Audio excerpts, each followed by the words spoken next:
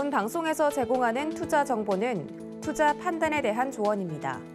방송에서 제공하는 주식의 가치, 가격 상승 및 가격 하락에 대해서는 방송사에서 보장하지 않습니다.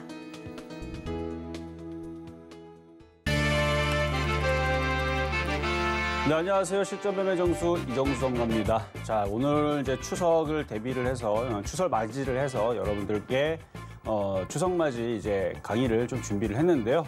여러분들 추석 잘 보내고 계신지는 모르겠습니다. 어쨌든 뭐 시장이라는 거는 뭐 빠지면 다시 뭐 올라오기도 하고 하니까 추석 이제 마무리가 되게 되면 그러면 또 시장은 또 올라오고 거기에 맞춰서 여러분들도 이제 준비를 좀 해야 될 것 같아서 오늘은 강의를 좀 기술적 분석 중에서 가장 기초적이면서도 굉장히 중요한 엘리어트 파동하고요 마디 비율을 좀 준비를 했습니다.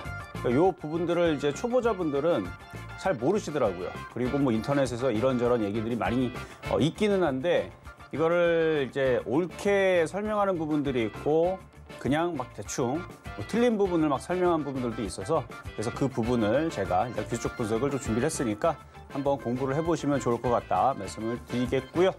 자, 그러면 바로 시작을 해보도록 하겠습니다. 1시간짜리 강의로 좀 짧게, 원래는 이게 한 2시간 정도를 해야 되는 강의이고 예제까지도 건드리려고 그러면은 한 2~3시간은 원래 필요한 좀 강의인데 1시간 만에 좀 구성을 좀 해봤으니까 좀 빨리 넘어가도록 하겠는데요. 자, 추세 변곡점에 달인 저신갑주를 취하라. 뭐 이제 제목이지만 그냥 시장의 그 변곡점을 잡는 기법 중에 쓰이기도 합니다. 그래서 마디 비율 분석과 그다음에 엘리어트 파동. 근데 이 엘리어트 파동은 뒤에 가서도 얘기하겠지만 이거를 잘못 쓰게 되면 그리고 이거를 제대로 쓰기도 어려워요. 그래서 귀에 걸면 귀걸이, 코에 걸면 코걸이인데 이 부분에서 필요한 부분들만 여러분들이 영양소를 흡수를 하면 되는 거예요.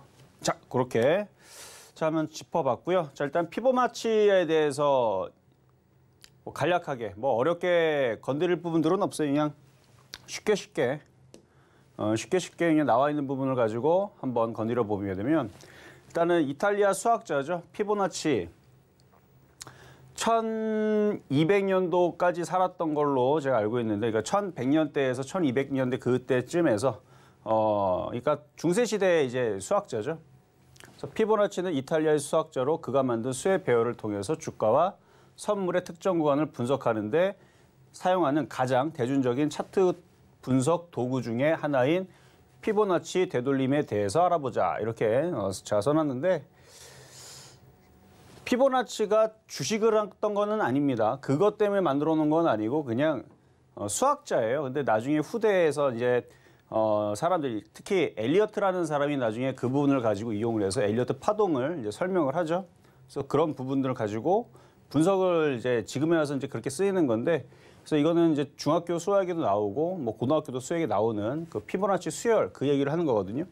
그래서 앞자리 더하면 2가 되고 2에서 3을 더하면 5가 되고 5에서 8을 더하면 13이 되고 13에서 또 11을 더하면 34가 되고 이게 계속 이게 수열이 일정하게 앞수를 더하게 되면 나오는 숫자를 가지고 배열을 한 거예요.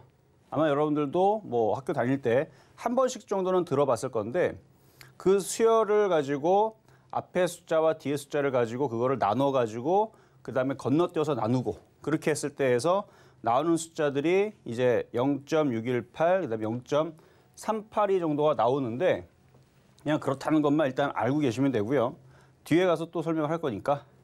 자, 그래서 다음으로 또 넘어가면 중요한 건 이게 아니에요. 그냥 그런 이제 수열이 있구나라는 걸 아시면 되고 이걸 먼저 보기 전에 또 뒤에 보면은 그 피보나치 수열에서 인접한 그 두 가지의 숫자의 비율을 이렇게 수를 구해 본 겁니다. 그래서 아까 봤었던 1, 1, 2, 3, 5, 8, 13, 21 요거를 가지고 나누는 거죠. 나누면 이렇게 어디로 수렴을 하게 되냐면은 1. 여기는 615지만 앞서 이렇게 나누면 어떻게 돼요? 1.618로.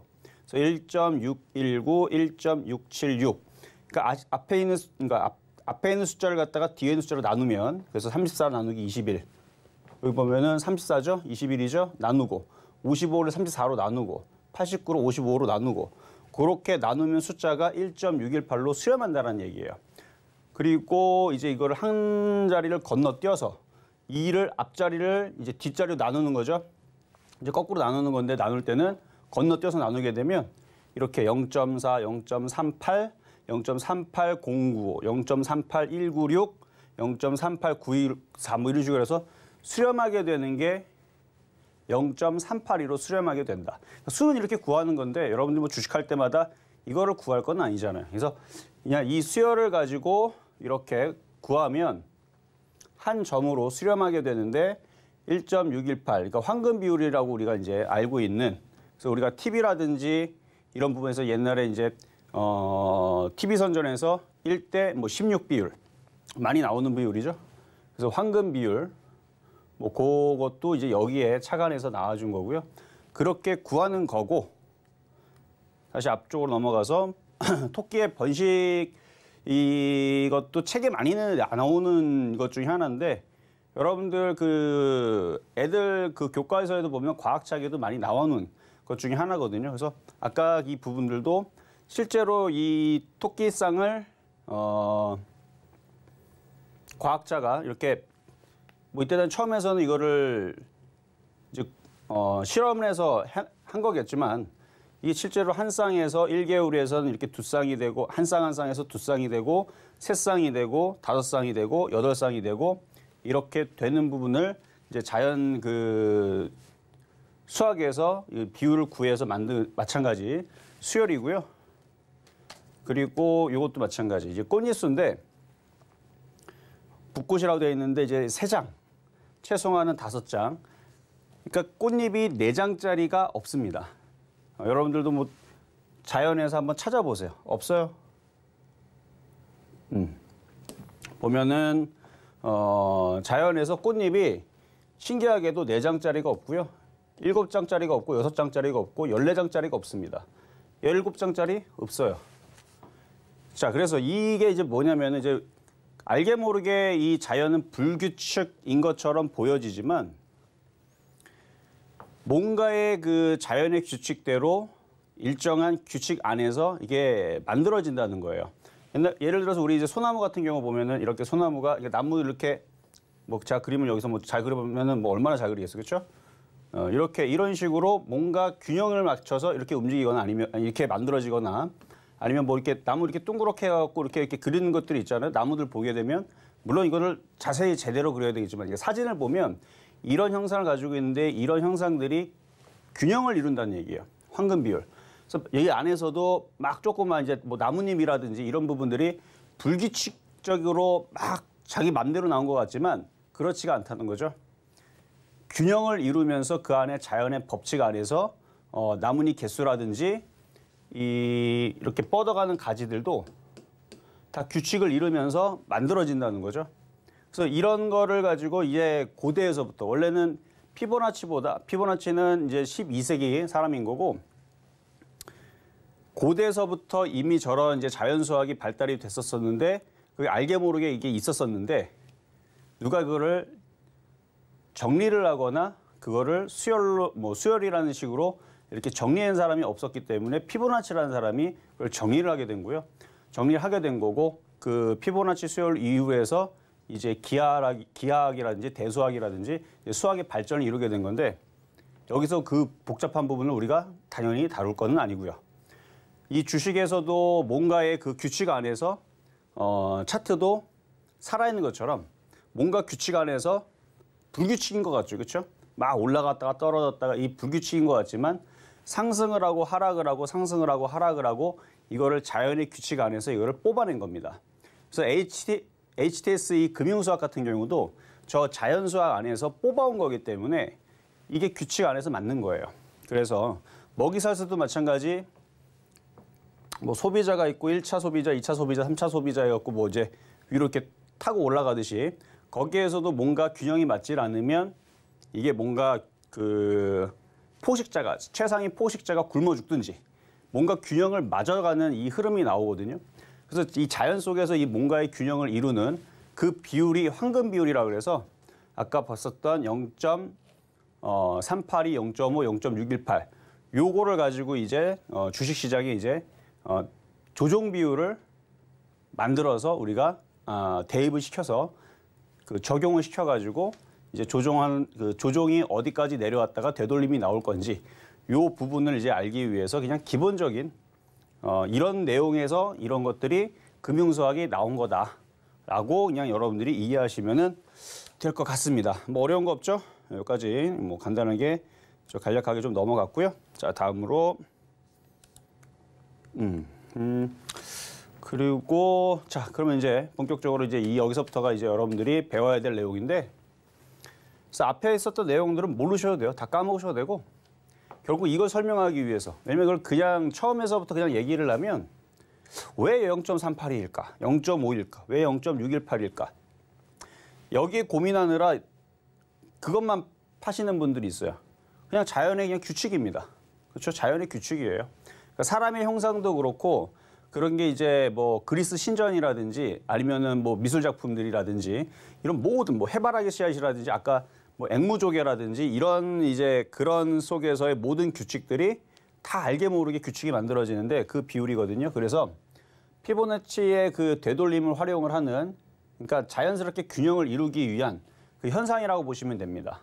사람도 뭔가 항상성이라 그래서 온도가 올라가면 온도를 낮추려고 하고, 이게 다 균형이거든요. 모든 게 이제 균형을 이루려고 하는데 한쪽이 과하면 다시 줄어들라 그러고, 뭐 이제 이런 현상들을, 그래서 되돌림 현상인데, 일련된 숫자가 활용돼서 특정한 수학적 관계에 따라서 차트상 비율이 생성이 된다. 그 비율은 좀 전에 말씀드렸던 0.382, 0.5, 0.618.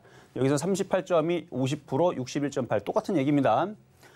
그래서 피보나치 되돌림은 주식 투자자가 좋은 가격에 진입할 수 있도록 거래, 손절매 또는 목표 가격을 위한 전략적 위치를 식별하는 데 있어서 활용을 한다. 여러분들이 원하는 거죠, 그렇죠? 추석 때 열심히 공부하셔가지고 좀 이따 알려드리면 한번 집에서 한번 해보세요. 뭐에 쓰인다고요? 거래를 할 때에서 어디에 진입할 수 있을지, 그러니까 매수할 수 있는 최적의 자리를 예상을 해보는 거고, 손절을 하더라도 그 비율에 따라서 어디까지 조정받을 수 있을지 보고, 뭐 손절매도 우리가 대충 예상을 해보는 거고, 그다음에 올라오게 되면 어디까지 반등을 줄 것인지, 어디까지 조정을 줄 것인지, 그런 이제 하락 목표치, 상승 목표치 두 가지를 이제 구할 수 있는데 활용을 한다. 좀 더 제가 쉽게 해석을 해드렸고요. 자, 주식 투자자는 피보나치 되돌림을 사용해서 종목의 다음 움직임을 예측할 수 있는 인기 있는 도구다. 이게 과거서부터 있었지만 이제 HTS에서 본격적으로 사람들이 쓰기 시작했던 거는 2008년도로 기억합니다.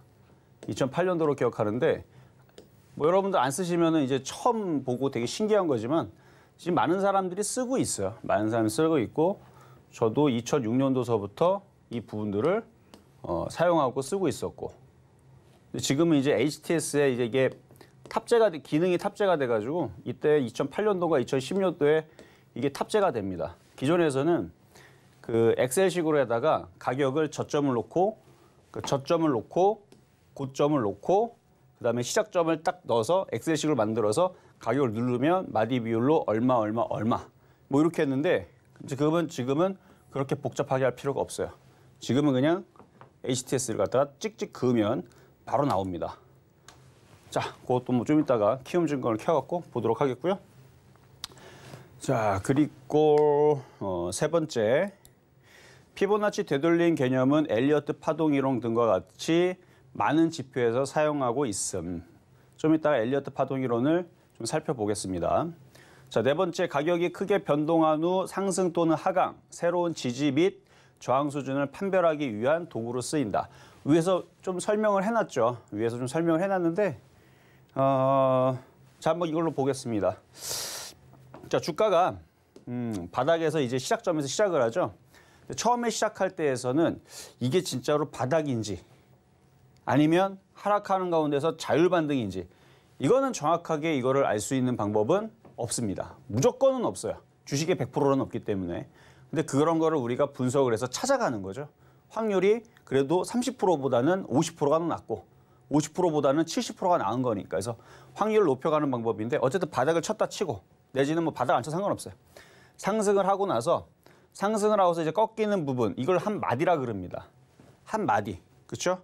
한 마디. 그러니까 여기서부터 여기까지 상승을 하고 꺾이면 이제 마디가 나오는 거고, 상승을 하고 떨어지고 나서 다시 올라가면 이거 꺾이죠? 여기서부터 여기까지 마디 하나 끝나는 거고. 그러면은 이것도 한 마디, 두 마디, 이게 세 마디. 그러니까 한 마디, 두 마디, 세 마디. 쉽죠? 완전 그림 공부인데. 근데 이 마디를 왜 먼저 설명을 했냐면 우리가 이제 그 분석을 하려면 마디를 끊어야 돼요. 한 마디가 끝나야지만 그 다음으로 떨어질 때 어디까지 빠질지에 마디가 나옵니다. 한 마디가 계속 진행이 되고 있는 상황에서는 여기서부터 그러니까 예를 들어서 오늘부터 여기까지 주식이 올라왔으면 대부분 여기에서 여기서부터 여기까지의 마디를 가지고 조정받을 요 폭을 계산을 하는데 아직 마디가 안 끝난 상태에서는 아직 계산이 되는 게 아니에요. 왜냐면 계속 상승하고 있는 거니까 계속 쭉 갈 수가 있어요. 그래서 마디가 끝났을 때에서 조정 마디를 구할 수 있는 겁니다. 자, 그러면 그래서 바닥에서 이렇게 상승을 하고 나서 382 조정, 그러니까 3825, 618의 조정 비율을 갖기 때문에 여기 정도 내에서 종목을 공략을 분할 매수로 공략하면 되는데 이렇게 382 자리에서 양봉이 나오면 여기서 들어가면 되는 거예요. 양봉 나온 기점으로. 왜냐하면 양봉이라는 것은 뭔가 주가를 되돌리겠다라는, 그러니까 하락이면 하락이고 상승해서 빠질 때에서는 뭐 빠지는 목표치를 거꾸로 구할 수 있지만 대부분 여러분들 깨지려고 주식하는 건 아니니까요. 상승을 위해서 공략을 하는 거니까 조정을 받다가 한 마디가 끝나고 나서 조정을 받다가 저렇게 양봉이 나오면 그때에서 공략을 하는 건 좋은데 여기서 저점이 깨지면 더 하락을 합니다. 그래서 양봉이 나올 때에서 공략하는 건 좋지만 깨지면 손절을 각오를 해야 되고 손절하기 싫으면 618까지 가져가는 건 좋은데 이 자리가 깨져버리게 되면 이 전저점 자리 여기가 손절 라인이 나오니까 손절을 해야 돼요. 뭐 손절을 안 하는 방법은 없어요. 근데 기준이 그렇다는 얘기고요. 일단은 대부분의 저렇게 이제 매수를 들어가는 이유는 뭔가 주식을 쭉 올라갔다가 못 샀죠. 여기 샀어야 되는데 못 샀단 말이에요. 그럼 조정을 받으면 어디서 공략할까? 대부분이 이제 이게 고민이란 말이에요. 그러면은 아까 얘기했듯이 올라간 폭의 382 자리, 중심 자리, 5자리, 50% 조정, 그다음에 618 자리. 요렇게 나눠 들어가면 됩니다. 분할 매수로. 근데 제가 대부분 이제 상담을 하거나 거의 공략을 하라 할 때서는 초보자들은 382 자리에서 들어가지 마시고 중심서부터. 그래서 이렇게 올라간 상태에서 제가 허리를 뚝 자르라고 그랬죠. 그래서 허리 중심 이하서부터 분할 매수로 들어가면 초보자분들은 물릴 일이 그렇게 많지가 않아요. 그래서 이런 식으로 공략을 해주시면 좋아요. 그래서 그런 이제 종목의 예시를 좀 이따가 좀 들어드릴 텐데 그렇게 해서 이게 이제 그 예시죠. 그래서 상승하고 조정을 받고 382 조정받고 N자형으로 갈 수가 있고 50% 조정받고 이렇게 올라갈 수가 있고 그래서 그 조정 비율에 대해서 써놓은 거고요. 자, 그리고 다음으로 넘어갑시다. 자, 아까 설명했었던 이제 엘리어트라는 이제 사람의 이제 사진이고 1939년에 엘리어트 파동 이론에 대한 책을 하나 이제 내놨는데 발표를 했죠. 발표를 했고 나중에 살아생전에 이제 책을 하나 썼어요. 자연과 법칙이라는 책인데 그 원서를 한국어로 번역이 돼가지고 나온 책이 도서관에 있더라고요. 저 봤는데 재미가 하나도 없습니다. 그냥 무슨 자연의 법칙 해갖고 무슨 뭔 내용인지 그냥 그러니까 주식 내용 같지가 않아요. 저 하도 오래전에 한 10년 전에 봐가지고 저 기억이 안 나는데 그냥 무슨 식물원 그런 책인 것 같아요. 진짜 자연에 대해서만 써져 있어요. 자연에서 어쩌고저쩌고 책도 되게 뭐 글도 되게 많아요. 그래서 괜히 그거 봤다가는 이거 봤다가는 그냥 도움 별로 안 될 것 같아서 안 봤는데 어쨌든 자연의 법칙에 대해서 이제 써놓은 거고요. 그 엘리어트라는 사람이 이런 얘기를 했죠. 모든 생명체와 움직임은 진동으로 구성되어 있으며 주식시장도 예외가 될 수가 없다. 그래서 1871년에 태어나서 1948년에 사망을 하신 것 같죠.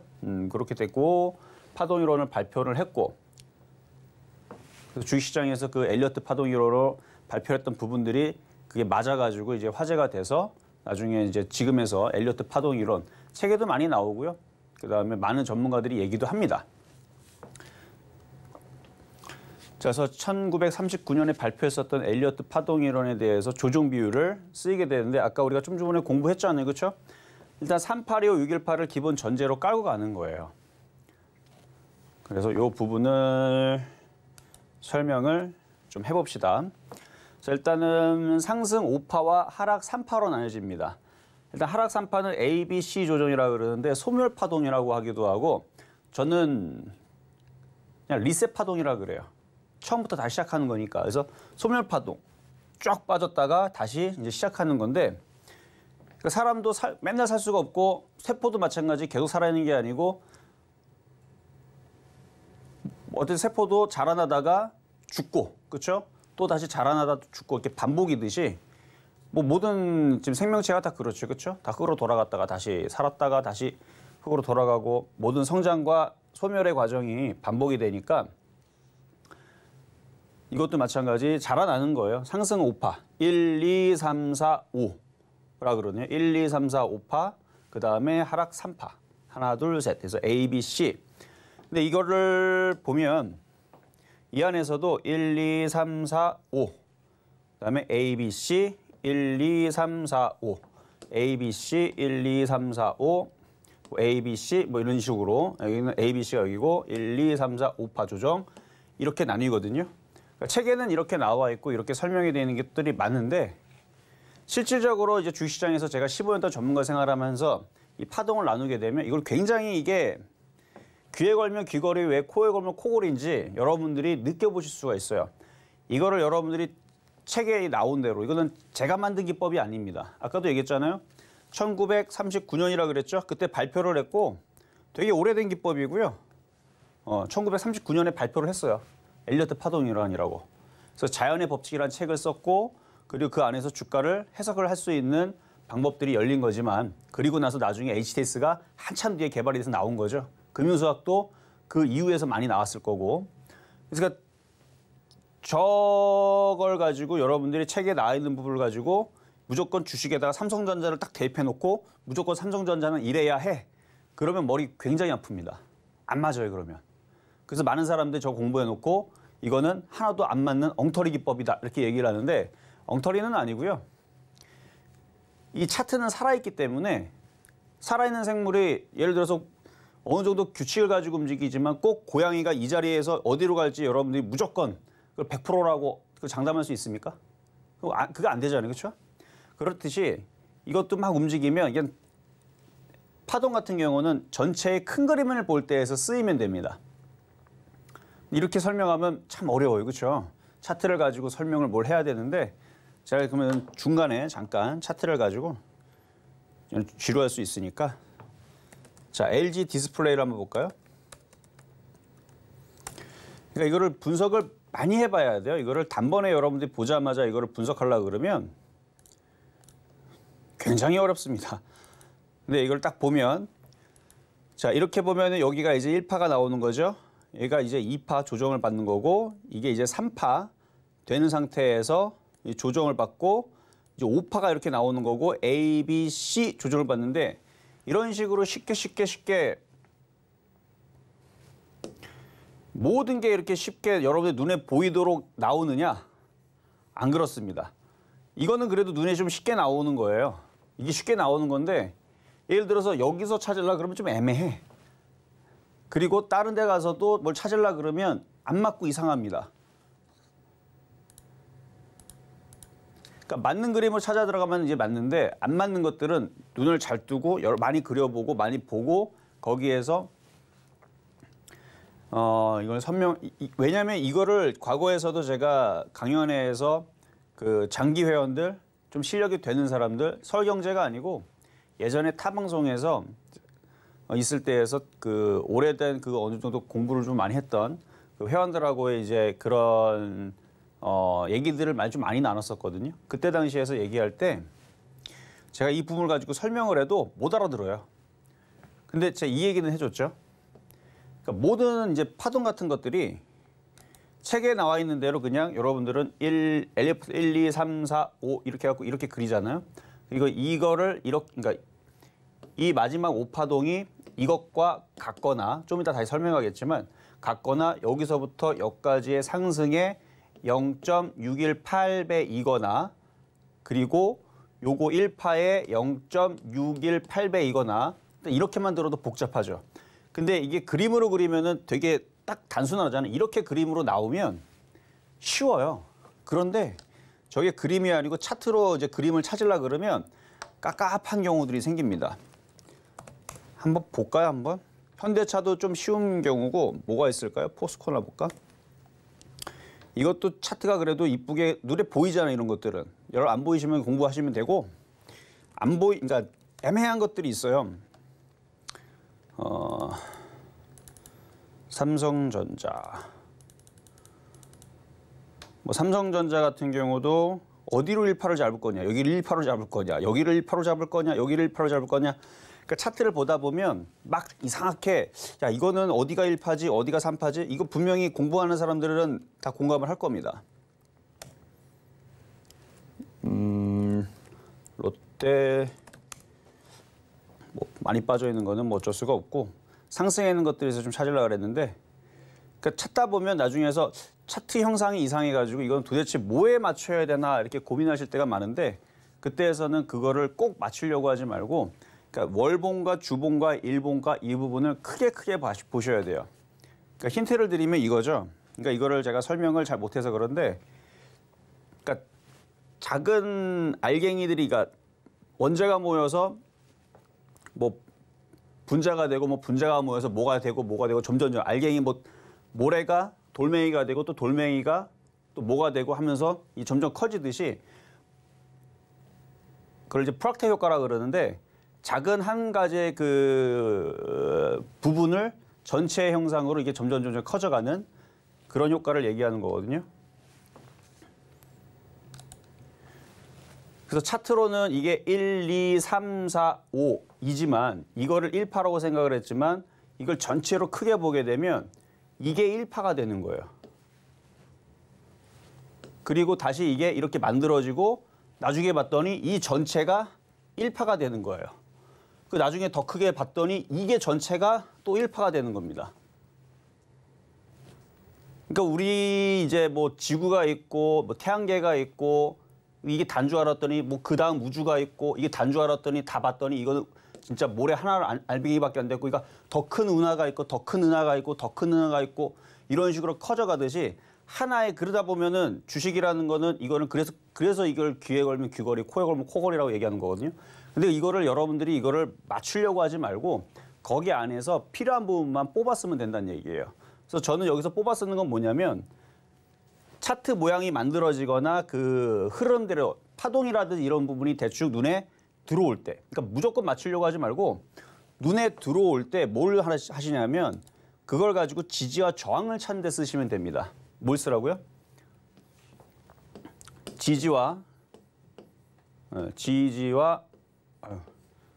제가 글씨를 너무 빨리 쓰나요? 그렇죠. 지지와 저항을 가지고 여러분들이 주식을 어디서 사서 어디서 손절을 해야 될지 그리고 어디서 팔아야 될지 그거를 알아내는 데 있어서 이거를 분석을 하는 겁니다. 그래서 앞으로 좀 이따가 이거를 이제 말씀을 좀 드릴 건데 이걸 말씀을 드릴 때 여기에 너무 연연해 가지고 무조건 이거를 꼭 그림에 맞추려고 하고 이게 되나 안 되나 이거를 하려고 하지 말고 이거를 전체적인 흐름을 가지고 큰 그림만 보시면 돼요. 자, 그럼 다시 강의로 넘어가서 자, 그러면은 이제 기본적인 거를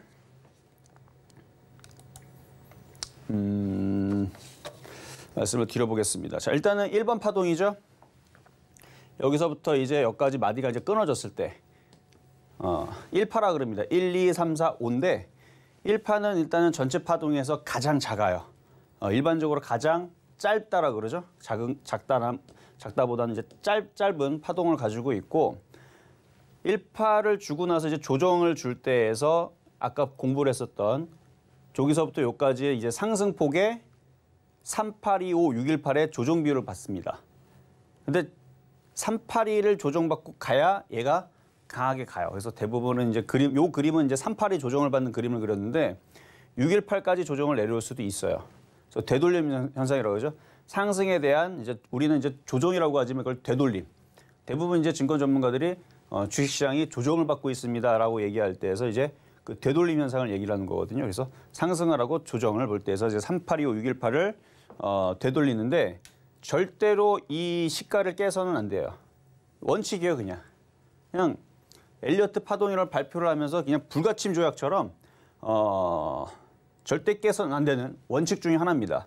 절대 여기를 깨질 말아야 된다. 깨면은 이 파동의 상승 파동의 의미가 없어요. 그냥 상승 파동이 아닌 거예요. 그냥 하락인 거죠. 그래서 382,618의 조정 비율 내에서 되돌림을 다시 줘야 됩니다. 그래서 상승을 할 때에서 이제 2파가 이렇게 되는 거고, 그래서 1파는 가장 짧고 2파의 조정은 요걸 깨지 않는 선에서 조정 비율을 382,618을 갖는 거고, 그다음에 3파의 이제 상승인데 1파 상승에 1.618배로 대략 저 정도를 이제 얘기를 하는 거지만 실질적으로 여러분들이 주식시장에서 차트를 볼 때에서 3파의 상승을 봤을 때 무조건이란 건 없어요. 이것도 얘기하면 되게 복잡한데 여러분들은 이게 1파 상승이자 종목을 공략을 해요. 그 조정을 받죠? 그럼 공략을 해요. 그러면 이거 무조건 1.618로 올라가야지 라고 생각을 하는데 여러분들이 공략하는 이게 1파가 아닐 가능성이 있다는 얘기죠. 1파가 아니고 5파 끝자락에는 3파 중간 자리나 아니면 1파에 요만큼이 시작했다라는 시작일 수도 있고, 그러니까 여기서부터 여기까지가 1파였던 거지. 무슨 얘기인지 이게 어려울 수 있어요. 근데 어쨌든 기본 원칙은 그렇다 해서 여기 1파에서 조정받고 이렇게 올라가면 1.618배 정도가 되는데 이 3파는 이 파동 중에서 가장 긴 파동이고요. 그리고 상승 기간도 크고 그다음에 상승 힘도 제일 셉니다. 그래서 3파의 이 상승이 제일 강하기 때문에 저는 여러분들한테 주식을 대부분 줄 때 여기서 많이 줘요. 그러니까 여기서도 매수를 주긴 하거든요. 주긴 하는데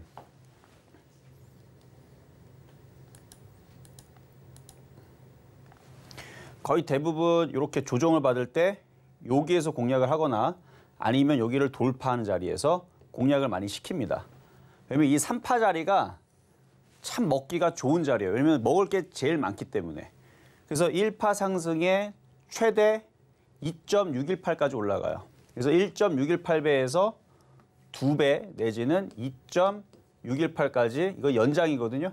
슈팅이 걸리게 되면 2배, 2.618배까지도 상승을 합니다.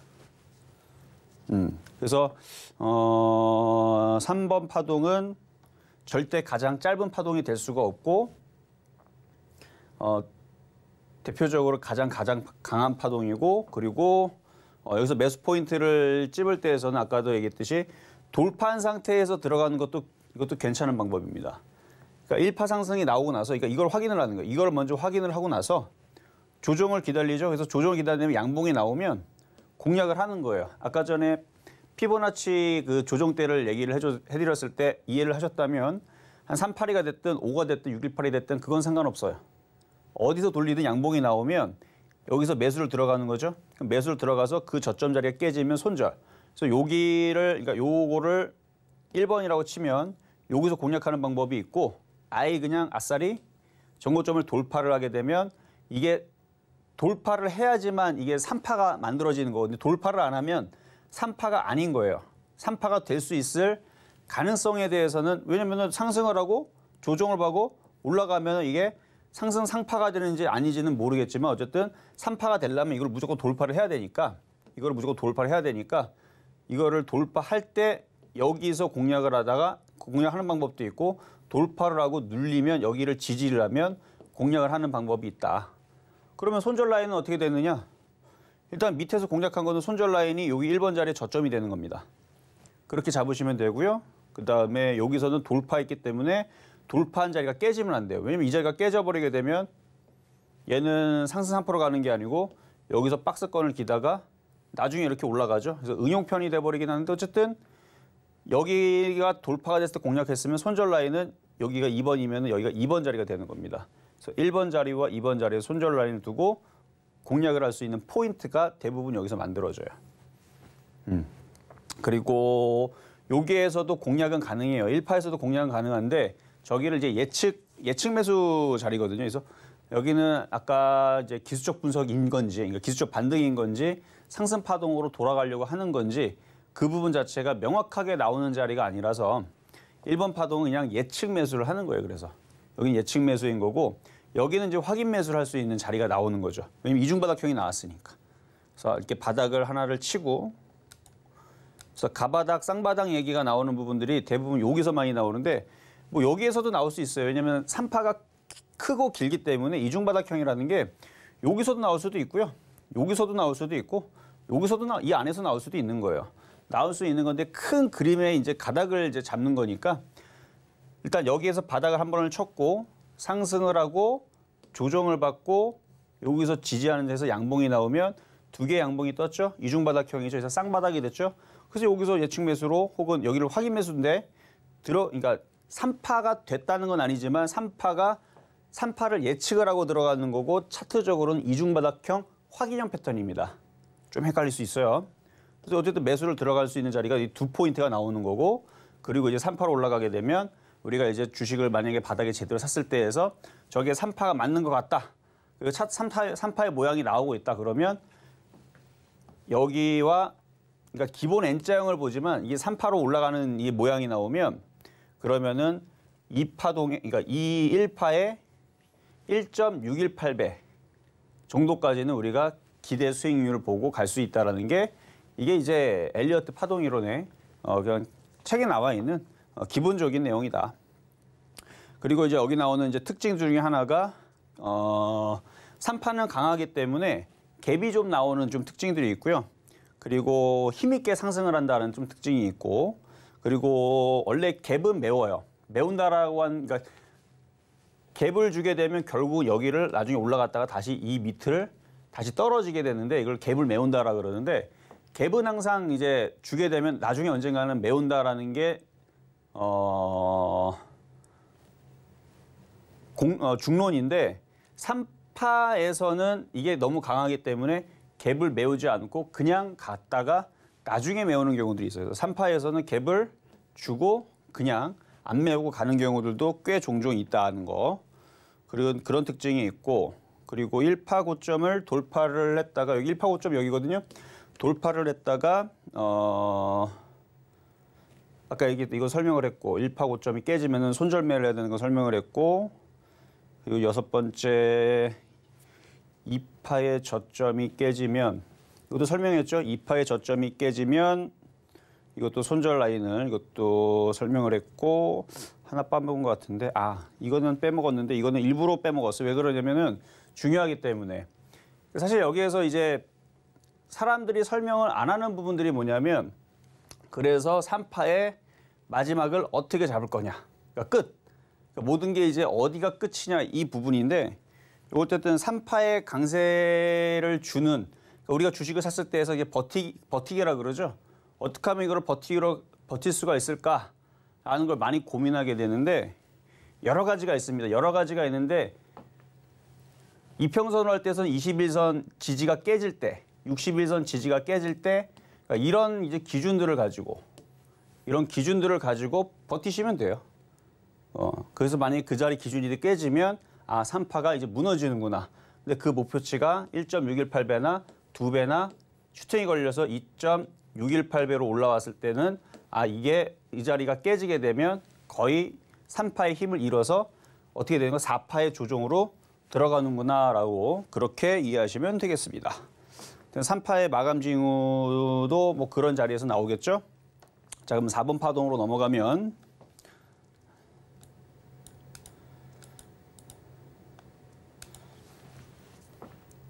자, 4번 파동 넘어가게 되면 3번 파동의 382 정도의 되돌림. 자, 4번까지 이렇게 조정을 받으면 3파가 굉장히 강했기 때문에 여기서 이제 조정을 받고 다시 5파로 올라가야 되죠. 그래서 5파는 마지막 파동이 될 가능성이 높아요. 그래서 1, 2, 3, 4, 5파에서 매매할 때에서는 상당히 좀 주의를 많이 기울여야 되는 게 5파에서 잘못 물리면 큰 하락의 조정에 손실이 굉장히 커질 수가 있어요. 그래서 이 C파동 같은 경우는 완전 극공포로 어마어마한 이제 여러분들의 손실을 가져다 뿐만 아니라 투매를 불러일으키는 소위 말해서 여러분들이 종목들이 마이너스 50% 이미 박살이 났는데 손실이 이미 벌써 많이 났는데 더 빠지겠다고 엄청난 공포를 밀어일으키는 그런 자리가 됩니다. 그러니까 여기서 고점에서 물리면은 이건 뭐 빼도 박도 못하고 여기에서 악재만 계속 나오고 뭐 이거 난리가 나는 거죠. 근데 선수들은 오히려 이런 그러니까 오파에서는 공략을 하지 않고 잘 팔았다가 이런 자리에서 들어가는 건데 그러니까 이거를 파동을 대충 알아야 이런 데서 여러분들이 앉았겠죠. 그래서 여기 그러니까 제일 중요한 거는 매수 포인트는 아까 여기서 다 얘기했던 거고요. 여기서는 이제 3파까지가 어떻게 진행이 되고 4파까지 진행이 되면 이 마지막 5파 끝자락. 그래서 5파 끝자락은 선수의 영역이고 초보자들이 사실 제일 많이 물리는 자리가 여기 자리예요. 이 자리. 그러니까 지금도 보면은 주가가 바닥에서 어마어마하게 올라가게 되면 또 왜 샀냐 물어보면은 뭐 뉴스 보고 뭐 좋다 그래서 샀어요. 뭐 아니면 뭐 방송에서 많이 나와서 샀어요. 그러니까 이미 벌써 다 때가 타고 다 올라오고 5파까지 올라온 상태에서는 건들면 안 되는데 여기서 많은 개인 투자자들이 여기서 제일 많이 물립니다. 그러니까 거래량도 당연히 많이 좀 실리겠죠. 어쨌든 이 5파의 특징을 보면 일단 3파가 강했기 때문에 이 조정이 작을 가능성이 높아요. 5파까지 땡겨 올려주려면은 조정이 크면 안 됩니다. 근데 만약에 조정이 깊어버리게 되면 반등도 여기 안에서 이걸 넘어가지 못할 가능성이 있어요. 그래서 5파가 짧게 나오는 경우들이 있거든요. 그러니까 3파가 굉장히 길면 5파가 좀 짧게 나오는 경우가 있어요. 그래서 1파, 2파 조정받고 3파가 굉장히 크면은 이런 모양들을 많이 이렇게 떨어지는 경우들이 좀 많고 1파가 그러니까 3파가 좀 짧다. 좀 짧게 움직이면 5파가 좀 길게 나와요. 그래서 이 아까 말씀드렸던 5파가 여기서부터 여기까지 비율에 0.618배거나 자 0.618배거나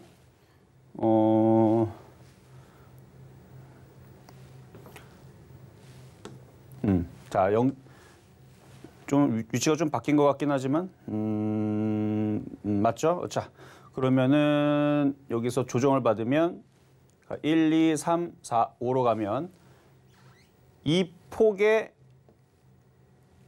0.618배나 아니면은 요 폭의 0.618배나 뭐 이런 식으로 가거든요. 아니면 이거에 같은 비율로 가거나. 그래서 이쪽은 이 폭에서 좌우를 합니다. 대부분. 그러니까 이거는 꼭은 아니에요. 꼭은 아닌데 이게 작으면 이게 하나 올라가고 조정받고 요 폭이 좀 작으면 요 폭의 0.618배. 그러니까 조금 길 수가 있다는 얘기죠. 이 폭으로 가야 기는 거니까. 그래서 그럴 수가 있다는 거고 뭐 슈팅 비율은 여기서 설명하지 않겠습니다. 어쨌든 그 5파 같은 경우는 이제 그런 식으로 이제 많이 나오고 그리고 내려올 때 당연히 이제 여기를 깨면 안 되죠. 여기를 깨면 안 되고 그리고 여기에서 조정을 주고 나서 반등 줄 때 요걸 못 넘어오면은 여기서 꺾이는 경우들도 꽤 많이 있습니다. 여기서 이렇게 꺾여서 내려왔다가 다시 움직이는 경우도 있고 그래서 이게 굉장히 변형이 좀 많이 이루어져요. 사실 그 뭐 책들에 보게 되면 뭐 깃발형부터 해서 뭐 플랫형부터 해서 여러 가지 설명이 돼 있는데 너무 변화무쌍하고 너무 복잡하기 때문에 저는 그거 그냥 넘겼으면 좋겠어요. 그거는 뭐 주식이 딱 그렇게 움직이는 건 아니거든요. 자, 부분하고 설명할 게 많아서 제가 정리는 해왔거든요. 빼본 게 있으면 또 말씀을 좀 드릴게요. 자, 어쨌든 5파는 다 설명을 해드렸고 그리고 5파가 끝자락이기 때문에 여기에서 파동이 거의 이제 다 차게 되면 이제 과열로 바뀌거든요. 그래서 과열로 들어가게 되면 그 다음은 당연히 주가가 폭락을 하겠죠. 그래서 폭락할 때에서는 이렇게 쭉 한번 떨어지게 되는데 이게 떨어질 때에서 여러분들이 물렸다라고 이제 생각이 들 때가 있어요. 고점에서. 그러면은 콱 하고 떨어질 때에서 투매가 아니고 쭉 빠진 다음에 들어줄 때 있죠. 들어줄 때 빠져나오면 됩니다. 들어줄 때. 근데 들어줄 때에서의 그 반등은 아까 우리 마디비율에서 배웠듯이 쭉 빠진 상태에서 제일 약한 반등은 0.382 반등을 주는 거고 세게 반등 주게 되면 61.8%의 반등을 주게 되는데 3825, 618의 비율을 갖는데 차트가 강하게 올렸고 조정받을 때 세게 조정받았기 때문에 뭐 책에서는 0.618까지 되돌림을 준다라고 그러는데 실질적으로 여러분들이 시장을 참여하다 보면 시장이 약하면 0.618까지 안 갑니다. 0.38이 반등 줬다가 열심히 빼요. 그래서 0.38에서부터 반등 줄 때마다 분할로 대응해야 돼요. 그래서 만약에 여러분들이 뭐 2008년도처럼 아니면 뭐 고점에서 물렸다. 주식도 마찬가지죠.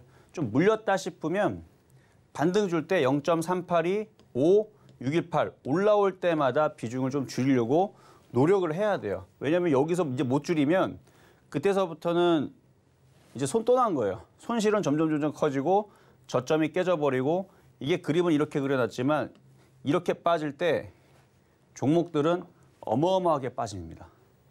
뭐 한 40%는 뭐 기본으로 애교로 봐야 돼요. 40%, 50%, 60% 이런 식으로 빠지기 때문에 저는 공포. 그리고 이게 이제 특징은 A 파동과 C 파동의 길이는 비슷해요. 근데 꼭 그렇지는 않아요. 비슷하라고 되어 있지만 이게 좀 더 길게 떨어지거나 약간 변형이 좀 있습니다. 어쨌든 이렇게 그림에는 이렇게 이걸 A, B, C라 그러는데 좀 크게 그리면 이게 A, B, C. 그래서 A와 C의 그 길이도 비슷하고 조정을 받는 패턴도 비슷합니다. 여기서 1, 2, 3으로 떨어지면 1, 2, 3으로 떨어지고 1, 2, 3, 4, 5로 떨어지면 1, 2, 3, 4, 5로 떨어져요. 신기하게. 꼭 그런 거는 아니에요. 꼭 그런 건 아니고 비슷하게 그렇게 떨어지는 부분들이고 자, 이 정도 얘기해 드리면 될 것 같아요. 자, 그리고 자, 이제 시간이 많이 남지 않았다 그러니까 뒤에 이제 정리를 해보면 자, 피보나치 되돌림을 알면 이제 뭐에 쓸 수가 있냐면 뭐 나중에 뭐 공개 방송 때 다시 한 번 더 얘기를 하죠. 그 N자형 상승이라 그래가지고 저걸 가지고 여러분들이 이제 그 차트를 쫙 보게 되면 차트에서 이제 파동이 보여요. 1, 2, 3, 4, 5가 보이면 지금 구간이 1파 구간이구나. 이거는 3파 구간인 것 같은데 이거는 5파 같은데 그러면 5파면은 좀 있다가 조정을 받겠네. 그렇죠? 조심할 수가 있죠. 그 A, B, C 조정을 받으면 조만간에 이걸 또 바닥을 치면 또 다시 올라가겠네. 이런 거를 큰 그림을 먼저 보면서 대응할 수가 있는데 그거는 이제 그렇게 보는 거 마디 비율 분석은 이제 N자형 분석을 합니다. 그래서 N자형은 아까 기본적으로 그림들이 다 이렇게 나와 있죠. 그래서 기본이에요. 이건 기본 N자형 분석인데 요 폭하고 동일하게 그래서 주식을 여기서 사게 되면 조정을 받고 공략을 하게 되면 요만큼 올라간다라는 이 기본 분석. 그래서 N자형 분석. 그래서 이거는 지지와 저항을 그렇죠? 올라가면 여기가 저항이 되고 N자형 목표치 여기서부터 이제 저항으로 걸릴 수가 있는 거고. 그래서 그런 부분들을 이제 차트를 보면서 이렇게 차트를 제가 한번 자유롭게 한번 그려봤는데 자연스럽게 잘 그렸죠? 자, 보면은 저항. 그러니까 올라올 때 걸리고 또 여기를 돌파하고 또 내려오면 여기가 또 지지예요 또. 그러니까 이런 지지들 돌파를 하고 나서 내려올 때 또 지지하고. 근데 이 모든 그림들이 대충 그린 것 같지만 하락 N자와 그렇죠? 하락 N자와 뭐 이렇게 평행 추세대라든지 상승 N자 그렇죠? 이쪽에서도 이렇게 N자가 나오지만 이렇게 N자 이런 N자들을 차트 속에서 찾아서 지지와 저항을 가지고 여러분들이 매매하는 데서 쓰이기 위해서 그런 것들을 파동을 공부하고 왜냐면 올라가고 나서 조정을 받을 때 얼마까지 조정을 받을까?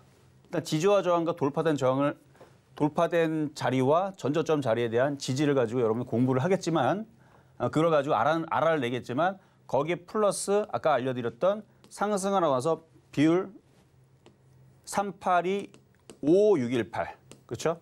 382, 5, 6, 1, 8을 가지고 계산을 해가지고 그 안에서 지지 자리를 찾는 거예요. 요거는 뭐 그림을 봐서는 대충 0.5죠, 그렇죠? 그래서 382, 5, 6, 1, 8을 머릿속에다 계속 넣어놓고 올라가고 조정받을 때 382, 5, 6, 1, 8 요 조정 비율을 여러분들이 머릿속에서 계속 되돌림 현상과 이런 부분을 가지고 지지 자리를 찾아가면서 그렇게 마디 분석을 하고 그래서 한 마디를 분석하고 그 비율 분석을 하고 얼마까지 조정을 받을 것이며 얼마까지 또 하락한 다음에 반등을 할 것인가 이런 부분들을 지금 분석을 하게 되면 주식이 상당히 재밌습니다. 왜냐면 이걸 모르는 상태에서는 눈 감고 주식하는 느낌이거든요. 어디까지 내려올지 모르니까. 자, 근데 이거를 알면은 알 수 있다는 얘기죠. 미리. 그래서 미리 그 부분을 알고 여러분들이 미리 이제 분할 매수라든지 선대응을 할 수 있기 때문에 이 부분을 오늘 강의를 좀 준비를 해봤었습니다. 자, 밑에 나오는 뭐 지지와 저항에 대한 기본 틀 같은 경우들은 아까 설명을 얘기를 하면서 대략적으로 얘기를 했어요. 자, 그러면 이제 이렇게 마무리를 해봤는데요. 자, 그러면은 뭐 원래 종목에 대한 그 설명들은 제가 공개 방송에 또 따로 준비를 할 테니까 원래는 이제 종목들을 좀 여러 가지를 좀 준비를 했었습니다. 왜냐면 여러분들이 제일 궁금해할 수 있을 만한 카카오라든지 네이버라든지 LG디스플레이, 현대제철, 세아베스트, 동국제강, 현대제철, SK텔레콤 이거 뭐냐면요. 이 종목들을 지지와 저항을 알게 되면 어느 정도 빠지게 되면 공략을 하면 안전한지. 왜냐면 지금 여러분들이 많이 들어갔다가 물렸거나 아니면 최근에 많이들 안 움직여갖고 좀 답답한 종목들이 좀 많이 있을 거예요. 그래서 요거는 제가 공개 방송에서 한번 저거를 이제 분석하는 시간을 가질 테니까 추석 이후에서 여러분들이 서울경제로 오시면 제가 공개 방송에서 저 종목을 가지고 저걸 공부를 했다면 이제 눈에 들어오고 귀에 들어오고 뭐가 좀 보일 겁니다. 자, 이렇게 해서 오늘 마무리를 해보겠고요. 자, 남은 추석 명절 잘 보내시고요. 오늘 얘기 사실 그렇게 쉬운 내용은 사실은 아니에요. 처음 듣는 사람들한테는. 근데 계속 듣다 보면 별거 없어요. 별거 없는데 괜히 어렵게 설명해 놓으니까 여러분들이 막 되게 복잡해 보이는데 조금 설명을 좀 쉽게 한다고 했는데 한번 계속 녹화 방송도 봐보시고 나중에서도 또 다시 설명할 기회가 있으면 그때는 차트를 가지고 응용으로 이렇게 설명을 하면 더욱더 여러분들이 쉽게 알아들으실 수가 있을 것 같습니다. 자, 저는 그러면 여기서 물러가고요. 다음에 다시 찾아뵙도록 하겠습니다. 감사합니다.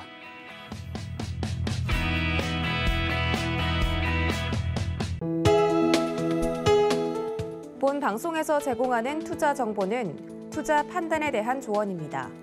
방송에서 제공하는 주식의 가치, 가격 상승 및 가격 하락에 대해서는 방송사에서 보장하지 않습니다.